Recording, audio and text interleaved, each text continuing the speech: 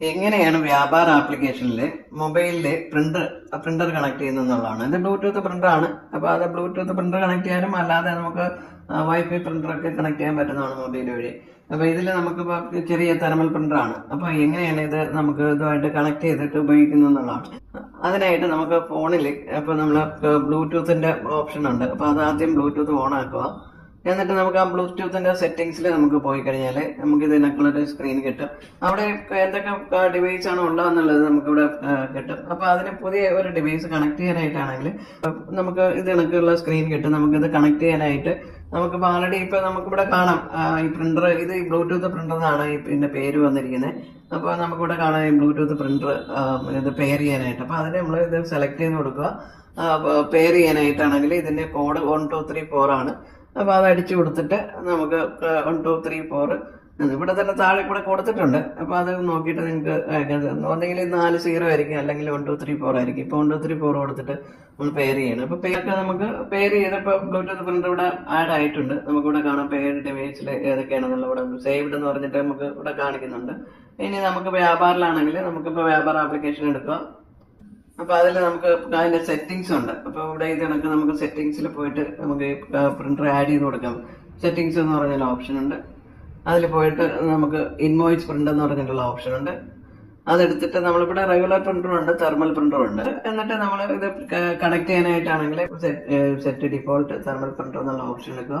അതിനകത്ത് നമുക്കിപ്പോൾ Bluetooth printer നമ്മൾ നേരത്തെ ആഡ് ചെയ്ത ബ്ലൂടൂത്ത് പ്രിന്റർ ഇവിടെ കാണും. അതിന് സെറ്റ് ഡിഫോൾട്ട് എന്ന് പറഞ്ഞിട്ടുള്ള ഓപ്ഷൻ സെലക്ട് ചെയ്യുക. ഇതിനൊക്കെ നമുക്ക് ഇത് സെലക്ട് ചെയ്ത് കഴിഞ്ഞു. അതിനൊക്കെ നമുക്ക് നേറ്റീവ് ലാംഗ്വേജ് മലയാളത്തിലൊക്കെ വേണമെന്നുണ്ടെങ്കിൽ ഇത് നമ്മൾ ഓണാക്കിയാലേ നമുക്ക് മലയാളത്തിലൊക്കെ കിട്ടും. പിന്നെ അതിനൊക്കെ പേപ്പർ സൈസാണ് ചോദിക്കുന്നത്.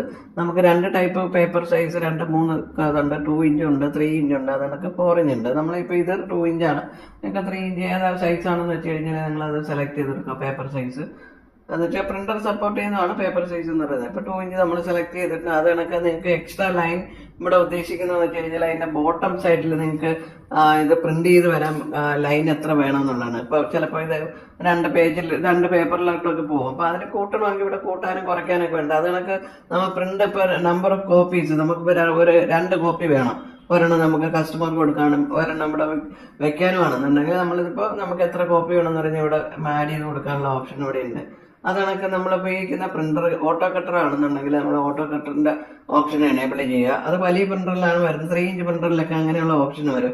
അതിനൊക്കെ ക്യാഷ് ഓവർ വെച്ച് ഉപയോഗിക്കുകയാണെന്നുണ്ടെങ്കിൽ നമ്മൾ അതിന്റെ ബട്ടൺ ഓൺ ആയി കൊടുക്കുക. പിന്നെ ഇതിന് നമുക്ക് പല ടൈപ്പ് ഫോർമാറ്റ് ഇതിൽ അവൈലബിൾ ആണ്. അതിനാണ് തീം ഇവിടെ സെലക്ട് ചെയ്യാനുള്ള ഓപ്ഷൻ ഉണ്ട്. നമുക്ക് ഏത് ടൈപ്പ് ഇപ്പം 5 ടൈപ്പ് തീം അവൈലബിൾ ആണ് ഈ പ്രിന്റിങ്ങിന്റെ ഫോർമാറ്റ്. അത് നിങ്ങൾക്ക് ഇഷ്ടമുള്ളത് നിങ്ങൾക്ക് കൂടെ സെലക്ട് ചെയ്യാം. അതാണൊക്കെ എൻ്റെ ടെക്സ്റ്റ് തന്നെ ഇപ്പൊ മീഡിയം സ്മോള് നിങ്ങൾക്ക് ഇതിന്റെ സൈസ് തന്നെ ഈ ഫോണ്ടിന്റെ സൈസ് നിങ്ങൾക്ക് കൂട്ടാനും കുറയ്ക്കാനും ഒക്കെ ഉള്ള ഓപ്ഷൻ ഉണ്ട്. അപ്പൊ അത് നിങ്ങൾക്ക് സെറ്റാക്കി എടുക്കാൻ പറ്റുന്നതാണ്. പിന്നെ ഇതിന്റെ എന്തൊക്കെയാണ് ഇതിൽ പ്രിന്റ് ചെയ്ത് വരേണ്ടതെന്നുള്ള പ്രിന്റ് കമ്പനി അതിനൊക്കെ ലോഗോ പ്രിന്റ് ചെയ്യണമെങ്കിൽ അത് ഓണാക്കുക, അഡ്രസ്സ് പ്രിന്റ് ചെയ്ത് വരണമെങ്കിൽ അത് കൊടുക്കുക, ഇമെയിൽ വേണമെങ്കിൽ കൊടുക്കുക, ഫോൺ നമ്പർ ആവശ്യമാണെങ്കിൽ ഫോൺ നമ്പർ കൊടുക്കുക, GST വേണമെങ്കിൽ അങ്ങനെയുള്ള ഓപ്ഷൻസ് ആണ് ഇതെല്ലാം. അപ്പൊ ഇതൊക്കെ നിങ്ങൾക്ക് വേണമെന്നത് നിങ്ങൾക്ക് ഇവിടെ എനേബിൾ ചെയ്തിട്ട് നിങ്ങൾക്ക് ഇത് ഉപയോഗിക്കാവുന്നതാണ്. ചെയ്താൽ മതി. ഇപ്പോൾ ഈ പ്രിന്റർ ഇതിൽ ആഡ് ആയിട്ടുണ്ട്. ഇനി നമുക്ക് അതിനെ പ്രിന്റ് ചെയ്ത് വർക്ക് ചെയ്യുന്നുണ്ടോ എന്ന് അറിയാനാണെങ്കിൽ നമുക്ക് ഏതെങ്കിലും ഒരു ബില്ല് അടിച്ച് ഉണ്ടെങ്കിൽ നമുക്ക് ഇതിൽ പോയിട്ട് നമുക്ക് ബില്ലെടുത്തിട്ട് നമുക്ക് ഇവിടെ പ്രിന്റ് ബട്ടൺ ഉണ്ട്. ആ പ്രിന്റ് പ്രസ് ചെയ്ത് കഴിഞ്ഞാൽ നമുക്ക് അറിയാവുന്നത് ഇപ്പോൾ അത് വരുന്നുണ്ട്, പ്രിന്റ് വരുന്നുണ്ട്.